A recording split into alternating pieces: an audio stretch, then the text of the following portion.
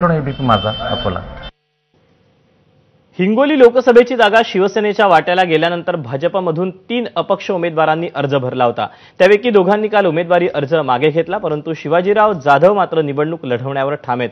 कार्यकर्ते आणि जनतेच्या आग्रहाखातर आपण अपक्ष उमेदवारी दाखल केल्याचं शिवाजीराव जाधव यांनी सांगितलं. तसंच निवडणुकीत पराभव झाल्यास राजकारण सोडून वकिलीची प्रॅक्टिस करेन असं देखील जाधव म्हणाले.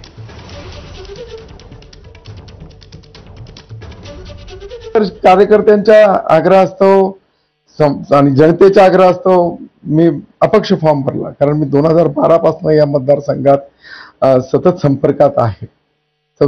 समाजोपयोगी कामं केलेली आहेत, सगळ्यांना मी परिचित आहे. त्यामुळे असं ठरवलंय मी की माझी शेवटची निवडणूक असेल. मी फक्त इथे पैसे कमवायला आलो नव्हतो, मला इथे समाजसेवा करायची होती. मी सर्वोच्च न्यायालयामध्ये प्रॅक्टिसला जाणार आहे. माझ्या मिसेसचा गारमेंटचा व्यवसाय आहे आणि इथे मी या भागात येत राहणार. माझे वडील आहेत, मी इथं समाजसेवा करणार आहे. फक्त समाजसेवा. मी राजकारणात कुठलीही निवडणूक लढवणार नाही. जर या निवडणुकीत अपयश मला जर आलं, आणि मी तुम्हाला खात्रीने सांगतो मला अपयश येणार नाही, मी निश्चित निवडून आहे. तिथे पुणे विद्यापीठ